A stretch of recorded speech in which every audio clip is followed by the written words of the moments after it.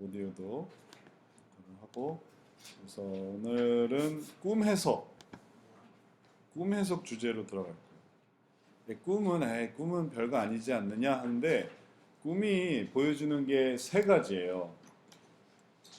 꿈이 보여주는 게 세 가지인데, 첫 번째는 뭘 보여주냐면은 꿈은 과거를 보여줘요. 어디다 적어야 잘 적었다고 할 수 있을까?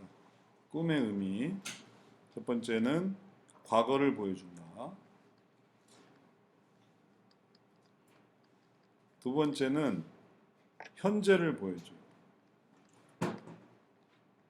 세 번째는 뭘까요?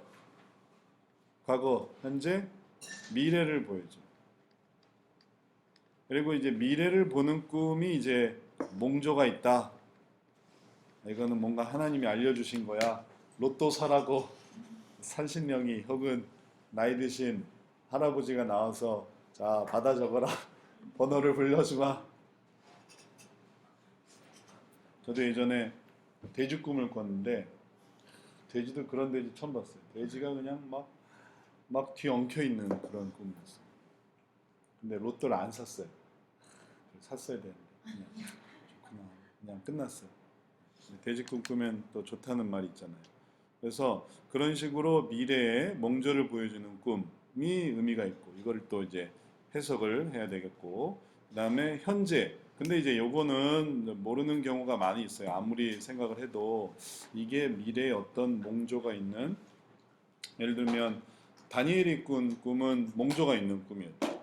다니엘이 해석한 꿈도 역시 몽조가 있는 꿈이었고, 성경에 나오는 꿈의 의미로 같이 있는 것들은 다 이런 이제 미래에 관한 꿈이었어요. 근데 그 이외에도 우리가 알아야 되는 게 현재에 관한 꿈이 있고 과거에 관한 꿈이 있어요. 이제 요거는 되게 일반적인 거예요. 왜냐하면 과거, 내가 아침에 봤던 TV 혹은 낮에 하루 종일 생각했던 그 어떤 것이 이제 꿈으로 나타나는 거예요. 그러면 과거에 받았던 어떤 감정이 이제 연속해서 이제 꿈으로 나타나는 것이고, 그다음에 현재의 상태, 예를 들면 뭐 화장실 가고 싶다 하는 꿈, 지금 막 화장실 가고 싶은 거예요. 그러니까 현재 몸의 상태 혹은 어떤 지금 현재 나의 어떤 기분, 이런 것들이 이제 현재적인 꿈으로 나타나는 거예요. 그래서 이것이 다 마음의 문제와 관련이 돼 있어요. 미래 몽조가 있는 거는 나와 아무 상관이 없어. 그래서 여기에 어떤 감정이 없어. 그것 때문에 뭔가 이제 그걸 알 수 없게 되어 있어요. 감추어져 있단 말이에요. 그래서 이제 그런 것들을 찾아내는데, 그러지 않고 과거나 현재 이런 꿈들은 그 속에서 뭔가 이렇게 막 이렇게 되고, 대개 이제 그런 꿈을 개꿈이다 이렇게 얘기를 해요. 왜냐하면 그냥 자기가 만들어낸 꿈이니까. 그래서 영향이 없는 거. 그러나 이제 진짜 의미 있고 뭔가 어떤 대비를 해야 되고 뭔가 이제 감각적으로 조심해야 된다. 뭐 이런 것들은 다 미래에 관한 꿈이고, 그런 것들에 대한 해석보다는 우리는 과거나 현재 이런 것들에 대한 이해를 이제 해주는 게 필요하겠어요. 그러면 꿈 해몽, 꿈 해석 중에서 최근 거 한번 보도록 하죠. 꿈 해몽과 몸 상태 질문 좀 할게요. 자, 어제 친구에게 전화가 와서 친구가 며칠 동안 꿈을 얘기해 주면서, 이런 거 많이 있잖아요. 자기 꿈, 이게 너무 생생한 거예요. 그래서 자기 꿈 얘기를 좀 들어봐 달라고. 우리 딸이 꿈, 우리 아들이 꿈, 꿈에 내가 뭘 봤다고. 그래서 그럼 이제 그게 상담이 되는 거예요. 그 꿈을 들어주는 거예요. 내 꿈을 들어봐. 요셉도 자기가 돌보고 있던 떡 맡은 신하와 술 맡은 신하의 꿈을 잘 들어봐 줬어요. 그들의 안색도 살펴주고. 꿈을 그냥 무시해버리는 게 아니라 이 꿈 속에서 어떤 마음의 상태가 있구나. 우리가 봤던 것처럼 현재 혹은 과거 혹은 듣다 보면 이건 좀 미래적인 의미가 있는데 이제 이런 것을 생각할 수도 있는데, 이런 것들에 대한 대응이 중요하겠어요. 그래서 친구가 자기 얘기를 해줬어요. 몸 괜찮냐고 물어서 자기 몸 괜찮냐고 물은 거네. 궁금해서 질문합니다. 그 친구가 꾼 꿈이네. 너 괜찮아? 내가 너에 대해서 꿈을 꿨는데 너 괜찮는지 궁금하다 해서 한 거예요. 5일 정도 같은 장소에서 같은 꿈을 꾸었는데 반복적으로 내가 죽어서 장례식장 그 친구가 문상을 왔답니다. 근데 그 친구가 5일 동안 문상을 와서 발인까지 봤는데 꿈속에서 그렇게 서럽게 울었답니다. 그러면서 저에게 어제 와서 몸 관리 잘하라고 했는데 이 꿈이 좀 찜찜하네요. 이게 해몽이 되나요? 이 자기 꿈이 아니라 친구 꿈이네. 또 하나의 질문은 몸이 안 좋습니다. 이 사람 글쓴이가 며칠 대변을 보는데 변이 검고 혈변을 보는데 검게 나옵니다. 그리고 지금 현상은 배만 아파서 화장실을 자주 가는 편인데 갈 때마다 설사하며 검은 혈변입니다. 자기 진단이나 왜 그러는지 대충이라도. 그러니까 몸이 안 좋은 게 정말 있네요. 그리고 여기에 대해서 성의 있는 답변을 부탁을 했어요. 자, 그러면 이 부분에 대해서 이제 좀 궁금하네. 검은 혈변 한번 찾아볼게요. 검은 혈변이 건강상에 진짜 무슨 검은 변, 대변의 색깔.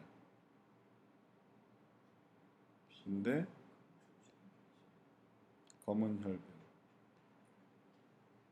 검은색, 장의 출혈, 염증에 의한 출혈, 빨리 의사 상담해야 되는, 혹은 특정 음식이나 대변이 검을 수 있습니다.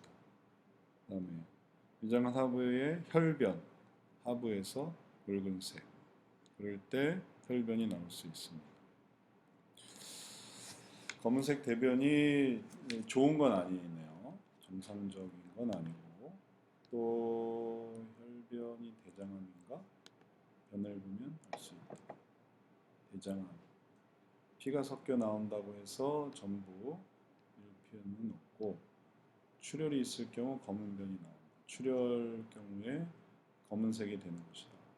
그다음에 정맥류, 십이지장, 궤양, 위암, 출혈 정상이 아닙니다. 내시경 검사를 꼭 해봐야 됩니다. 그래서 이게 걱정스러운 면이 되겠습니다. 자, 그러면 자, 우리 지난번에 했던 것처럼 다시 돌아와서 이걸 상담하기 위해서 딱 떠오르는 게 없다 하더라도 요거를 하나하나 이 단계에 넣어보면 어디로 가야 될지를 알 수 있겠어요. 자, 그 차트를 펼쳐보셔서 맨 처음에 그 차트, 첫 번째 차트 한번 보시죠. 그걸 이제 옆으로 놓은 거니까 이게 뭐에 관한 문제였는가 하면 이거는 꿈 해석에 관한 문제였어요. 꿈 해석. 그래서 꿈 해석에 관한. 이것도 이제 많이 접하게 될 거라서 미리미리 잘 이해하시는 게 필요하겠습니다. 그 다음에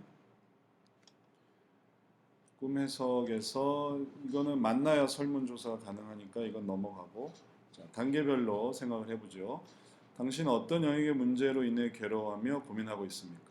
자, 이 사람의 고민의 영역은 개인이 되겠어요.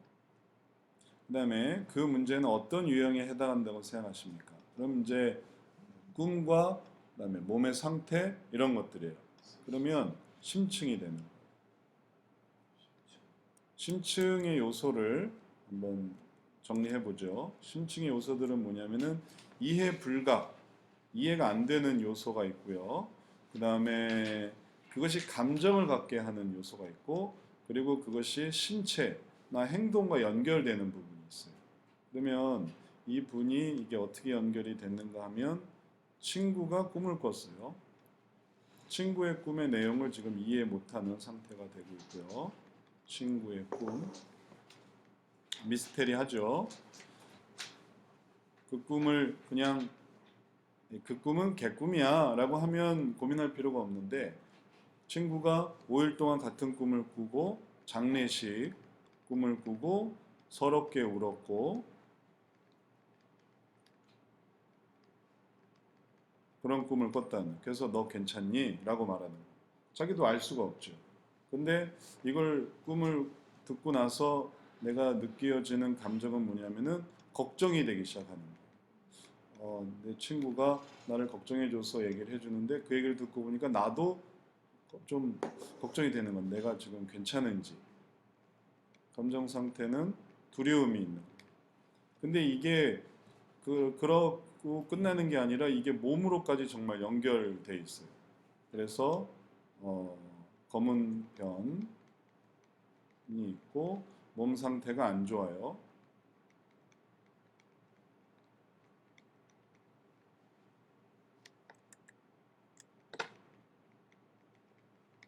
그 다음에 혈변. 그래서 이거를 찾아보니까 빨리 의사와 상담을 요하는 상황이라고 했어요. 내시경 검진을 필요로 하는 거예요. 그리고 보니까 이렇게 변이 이렇게 되는 게 좋은 게 아니죠. 자, 그러면은 자, 이 사람이 친구의 꿈으로 인해서 걱정과 두려움, 그 다음에 이게 이제 하나로 연결이 돼 있어요. 하나의 어떤 이 그러니까 말하자면 징조가 있는 거예요. 그리고 걸려져 있는 그런 내용들이 있는 거예요. 예시 같은.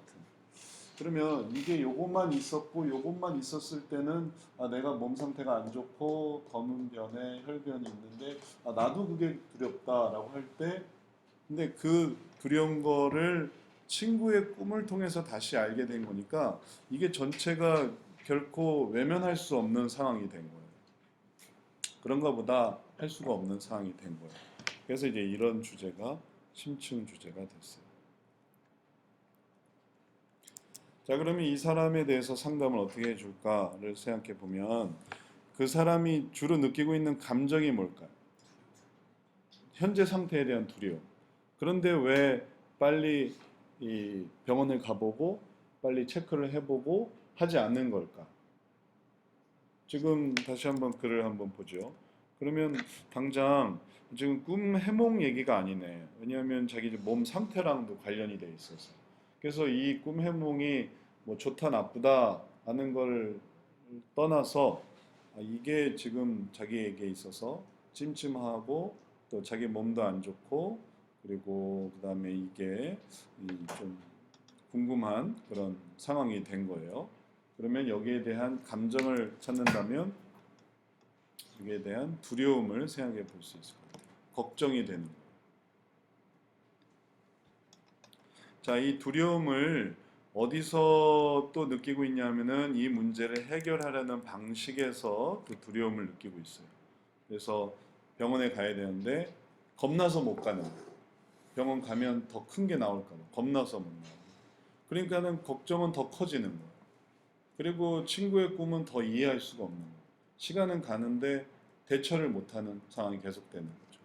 그러면 이 사람을 도와줄 수 있는, 상담적으로 이 사람을 도와줄 수 있는 것은 이게 단지 꿈 해몽 얘기가 아니라 이 사람의 두려움에 관한 얘기예요. 병원 가는 게 무서워요. 그걸 극복할 수 있는. 병원 가는 게 싫은지, 문제를 해결하는데 병원 가는데 화가 나는지, 병원 가는데 절망스러운지, 병원 가는 게 무서운지, 병원 가는 게 무서운 게 맞는 것 같아요. 그러면 이 사람은 왜 무서울까? 왜 병원 가는 게 무서울까? 왜 무섭다고 생각하세요? 뭘 추구하기 때문에? 그 속에 아주 잘게 들어가 있는 그런 욕구를 찾는 거거든요. 이 사람이 왜 들었다? 뭐 그건 일반적이기도 해요. 그래서 더 알기도 쉬운 거예요. 왜 무서울까? 병원 가는 게. 편안? 왜 편안이라고 생각하세요?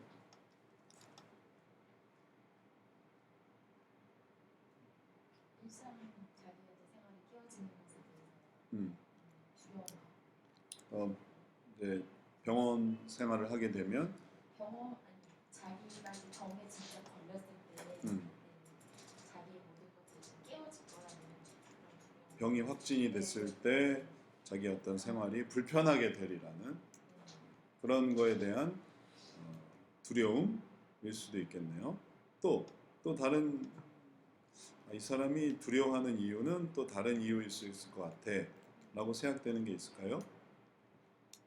육체적인 뿐만 아니라 심리적인 편안함이 지금 음, 더 불편한 마음이 불편한 깨어지는 마음. 불편한 마음이 더 지금 음, 좋아요. 그러면 다시 글을 한번 보죠. 이 사람이 꿈이 찜찜하다고 하고 그다음에 몸 관리 잘하라고 했는데 몸이 안 좋은데 배가 아파서 화장실에 가져가는 편인데 갈 때마다 설사 혈변 이건 상태인데 자기 진단이나 왜 그러는지 이유가 뭔지 걱정 찜찜하다밖에 없겠네요. 구체적인 어떤 감정에 대한 표현은 찜찜하다. 그러면 이러한 찜찜함을 두려움과 그다음에 편안하지 못할 것에 대한 두려움에 대한 것으로 생각할 수 있겠고 또 하나 생각해 볼 수 있는 건 뭐냐면은 유익이에요. 이제 유익은 뭐냐면은 몸 상태에 관한 유익도 되는 거예요. 그러니까는 내 몸이 안 좋고 어렵다라는 것을 이제 깨달아 가는 거예요. 근데 그런 부분을 깨닫고 싶지 않은 거예요. 그게 찜찜한 거예요. 그냥 나는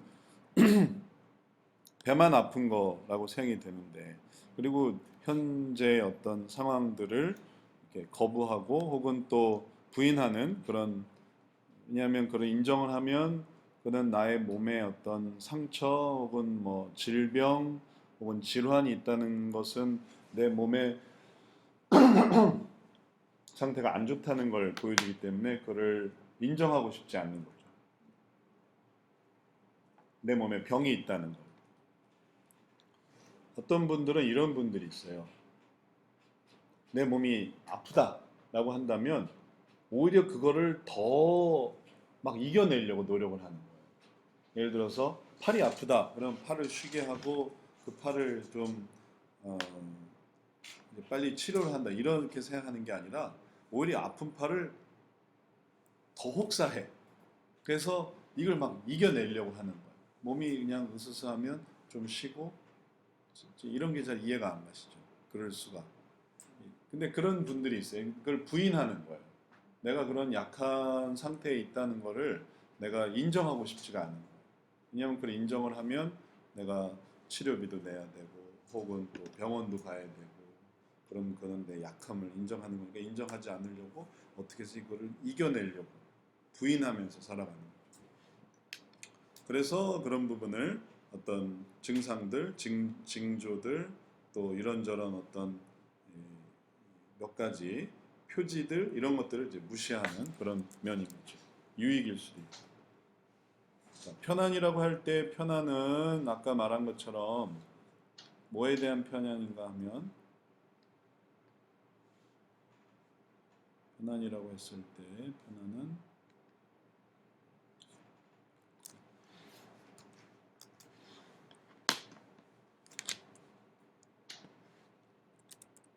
몸의 상태에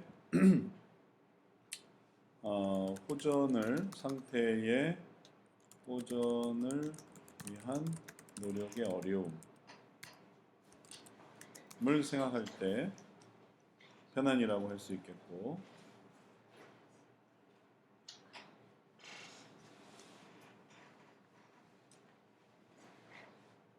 상태의 노력과 호전을 위한 노력의 어려움.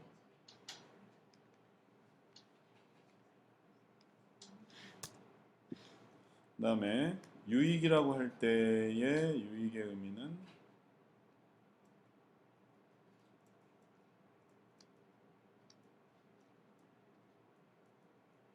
유익의 의미는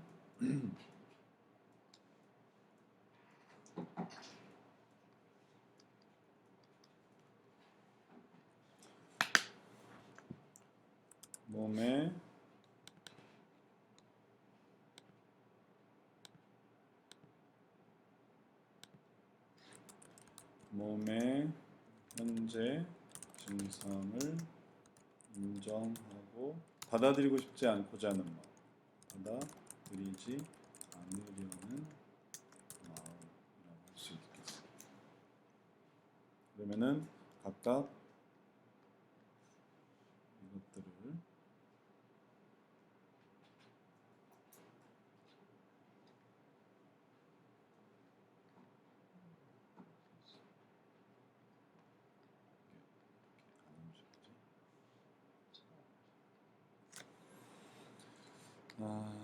자,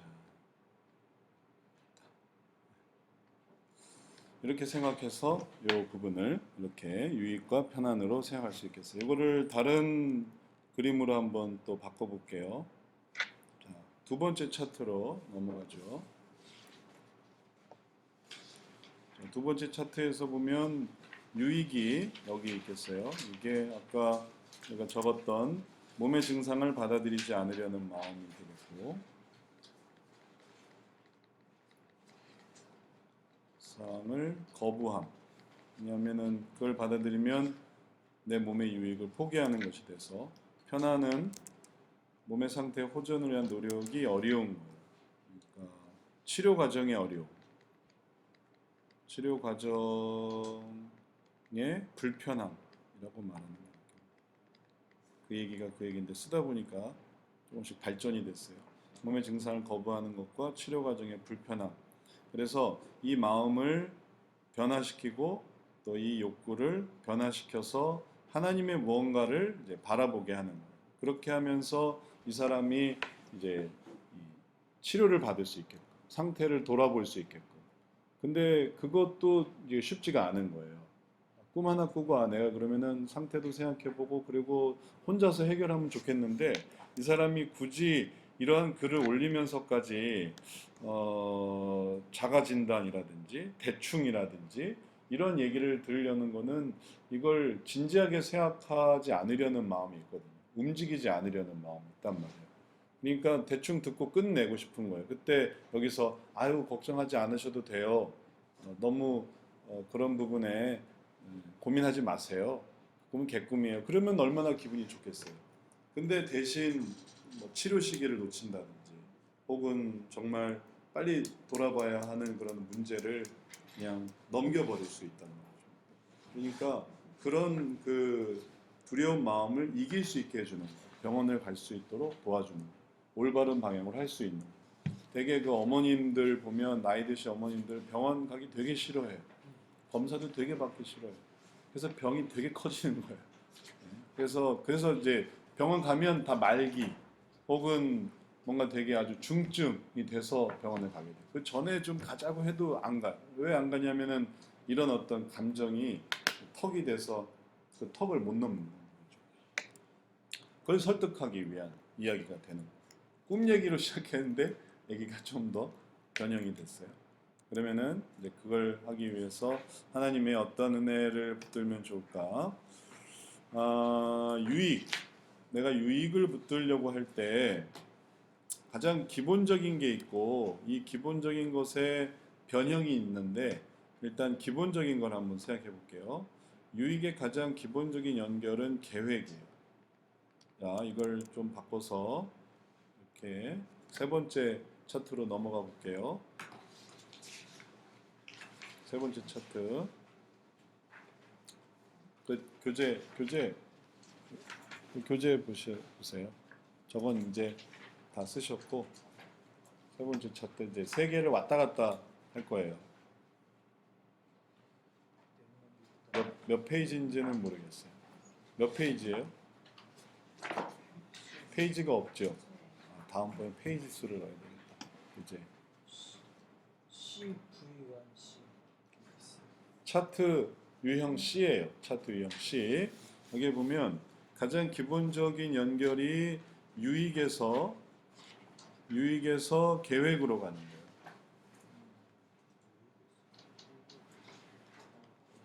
유익에서 계획. 이게 가장 기본적인 연결이에요. 유익에서 계획으로 가는 거. 그 다음에 여기 변형이 유익에서 능력으로 가는 것, 또 유익에서 희생으로 가는 것, 용서로 가는 것 이런 식으로 이제 여러 변형이 생겨요. 이 부분만 이제 따로 떼놓고 보는 거예요. 유익에서 일단은 계획으로 가고 있고, 그다음에 다시 아까 편안해서는 편안해서 내가 이게 불편한 거에서 가장 기본적인 거는 능력으로 가는 거예요. 계획, 유익에서 계획, 편안해서 능력. 그래서 뭔지 잘 모르겠다 하면은 그냥 그대로 올라간다고 생각하세요. 그걸 맞춰놓은 거기 때문에 그게 제일 일반적인 거예요. 특별히 내가 여긴 이거보다 저게 더 낫겠는데 하지 않는 한 가장 일반적인 거는 유익은 계획으로, 편안은 능력으로, 쾌락은 희생으로, 존경은 용서로, 인정은 동행으로, 그다음에 지배는 충만으로 이렇게 가는 거를 기본으로 하세요. 이 기본의 계속적인 변형 또 좀 더 세밀해지면 여기서 이쪽으로도 가고 이쪽으로도 가고 이렇게 가는 거예요. 요거를 따지는 이유는 여기 요 세 가지는 전부 다 유익에 관한 개인적인 것에 관한 욕구예요. 개인적인 자기 자신에 관한 욕구. 근데 존경, 인정, 지배부터는 대인적인 욕구예요. 그리고 하나님이 보여주신 이 은혜도 희생과 용서를 기준으로 해서 희생 이전에는 개인적인 부분에 관한 하나님의 은혜가 되고 용서 이쪽으로는 대인적인 것에 대한 하나님의 은혜를 보여주고 있어요. 그리고 이것이 각각 상중하로 생각하시면 되겠어요. 개인적인 욕구의 가장 큰 게 쾌락이고 중간이 편안이고 가장 시초가 유익이에요. 그래서 그것에 대응하는 개인적인 분야의 하나님의 은혜 중에 가장 큰 게 희생이에요. 그 다음에 중간이 능력이고 제일 기본적인 게 계획이에요. 그래서 아브라함에게 하나님이 계획을 보여주신다. 하나님께서 너를 복의 근원 되게 하신다. 가나안으로 가서 땅을 얻게 하신다. 그럼 이거는 하나님의 계획이 되는 거예요. 근데 그랬더니 하나님께서 이스라엘 백성을 홍해를 갈라주시고 또 메추라기로 또 만나로 먹여주신다. 그럼 이제 능력이 되는 거예요. 그리고 그러한 이스라엘에 대한 하나님께서 보여주시는 사랑, 그것으로 인해 흘리신 구속 사역, 십자가에 달리신 그것은 그 한 사람, 그 한 민족에 보여주시는 정말 커다란 가장 그 최고조의 은혜를 보이신 거예요. 대신 희생하신 거예요. 그래서 이걸 이렇게 맞춰보면 이게 맞아요. 그래서 유익이라는 개인에 있어서 하에 대해서는 하나님의 계획, 그다음에 편안, 이게 중간 정도의 욕구에서 거기에 대한 하나님의 은혜라면 능력, 이렇게 하는 게 맞아요. 근데 이게 전부는 아니에요. 항상 이렇지는 않아요. 변형이 생겨요. 그래서 변형은 이제 계속 이제 내공을 쌓아가셔야 되겠어요. 그러면 각각 이걸 하려고 할 때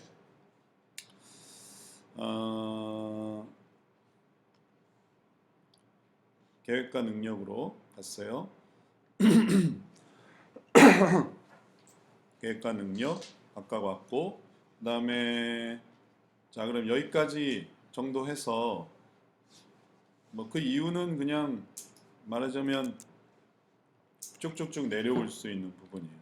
하나님의 은혜로 넘어갔다라고 하면 하나님의 은혜가 이렇게 산처럼 죄송합니다.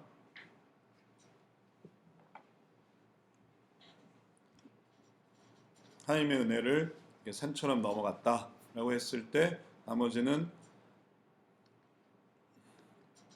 그냥 다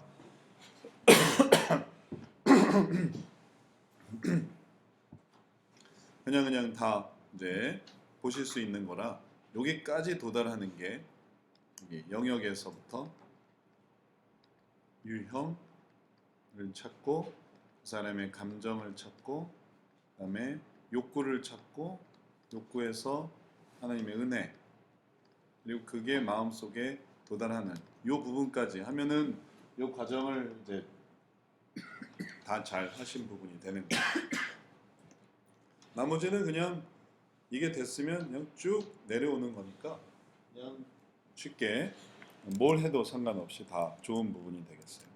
그러면 계획으로 간다 하면 유익이었다라고 한다면 이제 그 발전 과정이 틀리는데 원하는 마음은 유익을 추구하는 게 아니라 하나님의 계획을 보려고 할 때 이 두려움을 이겨내는 것으로 생각해 볼 수가 있겠어요. 그 다음에 편안이라고 했을 때도 하나님의 능력을 생각해서 이 두려움을 이겨내는 것으로 그럼 결국 다 인내로 만나겠네요.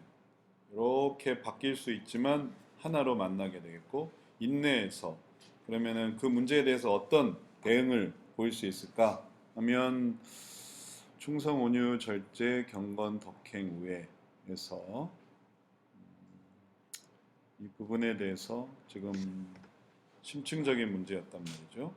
그리고 그 문제에 대해서 저희가 이제 하려고 하는 거를 생각해 보면 병 치료를 위해 노력하는 부분을 생각을 해볼 수가 있겠어요. 그러면 충성, 그다음에 그게 신앙생활과 연계되는 그런 거를 생각해 본다면 어떤 자기 절제 혹은 자기 훈련과 관계돼서 이러한 부분을 생각해 볼 수가 있겠어요.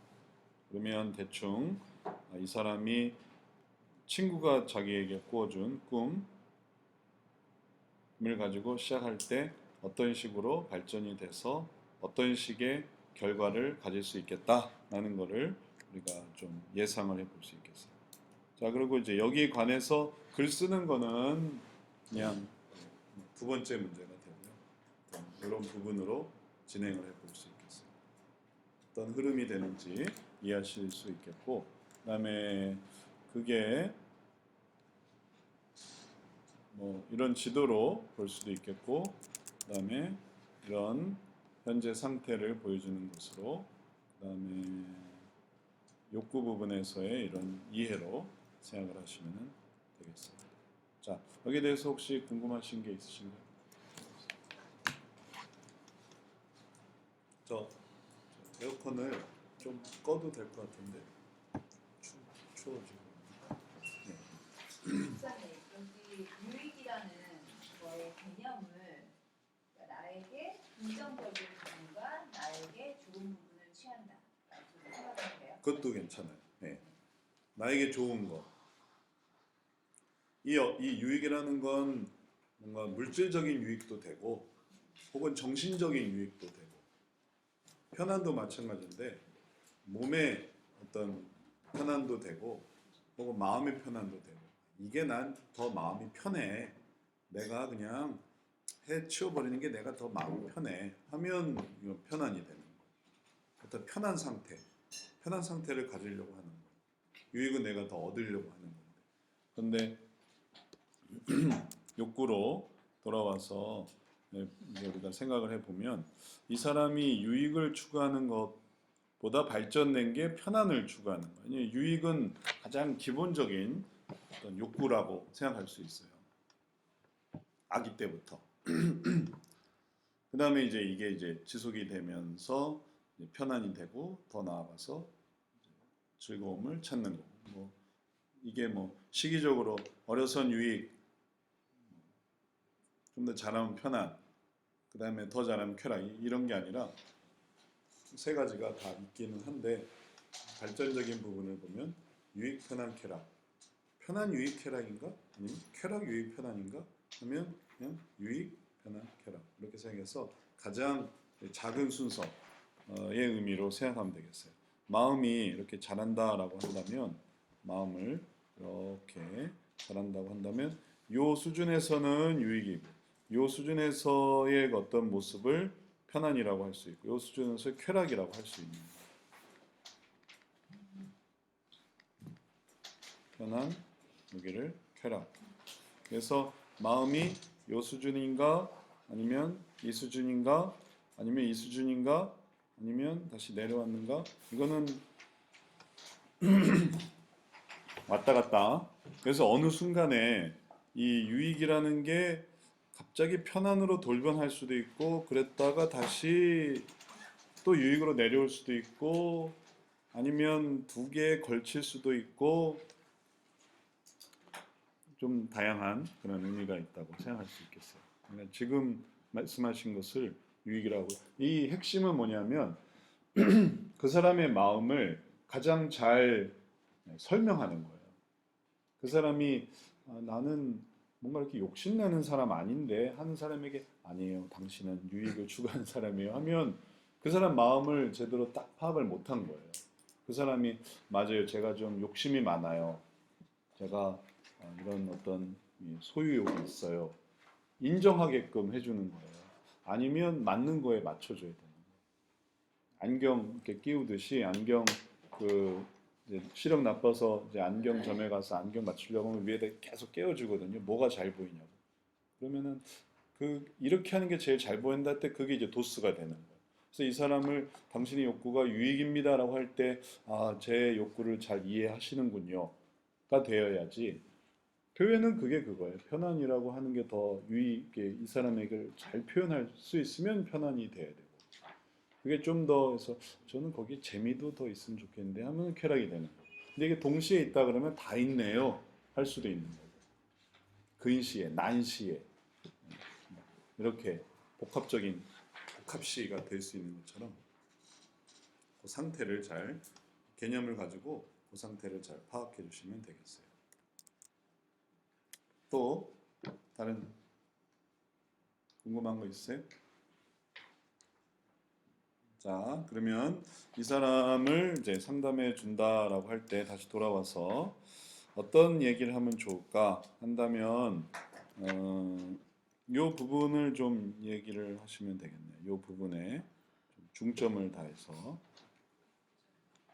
왜냐하면 그 두려움에 대해서 두려워하지 말라고 그 친구가 당신을 사랑하고 있고 그리고 또 당신도 그 어려움을 느끼고 있다고 그러니까 하루빨리 검사를 받아보시고 여기서 이 사람이 원하는 자가진단 대충 이걸로 끝내지 말고 이번 기회에 검사한다고 하나 손해볼 거 없다고 그래서 그런 친구의 사랑을 또 친구의 걱정을 해서 그걸 했더니 정말 좋은 걸 발견했다. 정말 친구야 고맙다 하면 친구와 더 관계가 돈독해질 수도 있고 또 내 건강을 잘 살펴봐야 되겠구나. 이제 이럴 수도 있단 말이죠.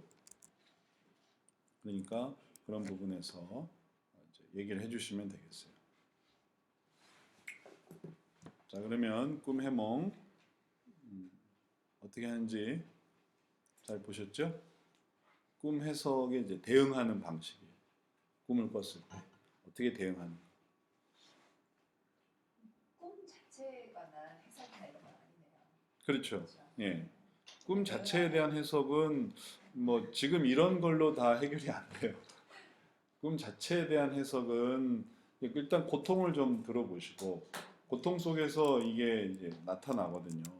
각각이 의미가 이제 이게 수면 상태에서 이 부분이 내가 지금 이해 안 된 부분을 꿈으로 나타내고 내 감정 상태를 꿈으로 나타내고 내 몸 상태를 꿈으로 나타내고 그래서 이게 이제 이걸 프로이드가 꿈 작업이라고 말을 했는데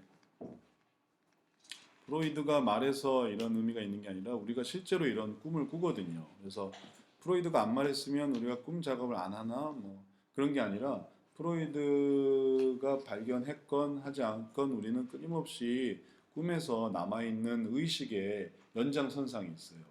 근데 그걸 우리가 뭐 전의식이나 무의식이나 뭐 이런 어떤 표현을 하는 게 아니라 그 속에서 이제 의식의 활동이 이제 이루어지고 있단 말이죠. 그리고 그 속에서 내가 지금 이해 안 된 부분을 꿈에서 표현하고 또 감정 상태를 표현하고 또 몸의 상태를 표현하려고 할 때 우리가 주되게 보는 거는 꿈 내용 그 자체만이 아니라 그 속에 있는 그 마음을 살펴보는 거예요. 그러면 그 속에서 그거를 해결할 수 있도록 이거를 다시 안으로 들어와서 꿈의 내용이 그게 이해 안 되는 부분이었다라는 걸 의식하고 그게 어떤 감정이었다라는 것을 의식하고 그다음에 그게 어떤 내 몸의 어떤 상태를 보여준다라는 것을 의식해서 그걸 가지고 이렇게 발전시켜 나가면 그럼 이제 이게 상담이 되는 거죠. 자기가 자기의 꿈을 생각할 때도 마찬가지예요. 이게 어쨌든 이거는 마음속에서 현실 속에서 이루어지는 거고 그 밖으로 꿈을 꾸면서 뭔가가 일어나는데 그걸로 의미를 가지고 그걸로 해결하는 사람이 있어요. 그 케플러의 공식이라고 수학의 유명한 공식이 있는데 이 수학자 케플러가 이 공식을 어떻게 설명할 수 있을까 막 고민하다가 꿈에서 뭘 봤냐면 원숭이가 이렇게 연결되어 있는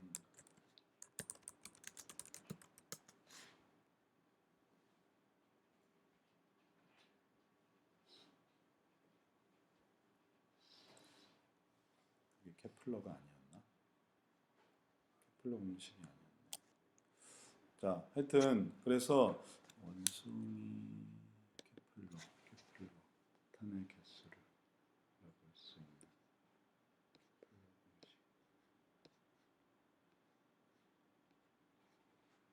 케플러 공식.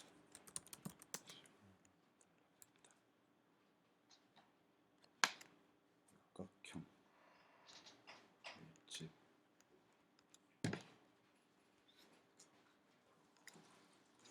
잠깐만요. 정확하게 아는 게 아니었어요.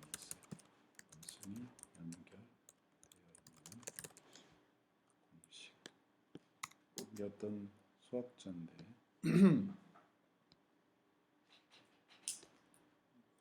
이건 제가 나중에 찾아서 검색을 해서 봐드리도록 할게요. 그러니까 뭐냐면은 수학자인데 이 수학자가 이거를 어떻게 하면 이걸 연결할 수 있을까 고민하다가 잠깐 자다가 그걸 딱 알게 됐어요. 그래서 그걸 연결시킨 거예요. 그래서 그 문제를 풀었다라는 거예요. 그러니까는 이 의식 세계를 넘어갔을 때 꿈의 세계에서 뭔가가 형성되고 그것을 다시 돌아왔을 때 그게 딱 풀리는 그런 경우. 그러니까 이런 부분에서도 이제 이런 현상이 이런 어떤 발전이 이루어질 수 있고 우리가 상담에서도 이런 것들을 가지고 있었을 때 이걸 다시 의식 세계로 돌아와서 그것을 올바르게 해석할 수 있는 그런 길을 찾는 게 이제 도움의 그런 어떤 과정이 되겠어요. 꿈 그 자체보다도 그건 그거야 하고 끝내는 것보다도 그 다음에 방식. 요셉도 바로에게 바로의 꿈을 해석해서 7회 풍년, 7회 흉년 끝이 아니고 그런 다음에 왕은 이렇게 하셔야 됩니다. 이제 지혜로운 사람을 택해서 그 사람으로 하여금 7회 풍년을 준비해서 7회 흉년을 예비하셔야 됩니다 하니까 그럼 네가 해라 이렇게 된 거예요. 그래서 그가 총리로 발탁이 된 거죠. 그래서 단지 꿈 해몽보다도 그 꿈 해몽 그 이상의 그런 마음의 문제를 잘 도와줄 때 그때 도움이 되겠어요.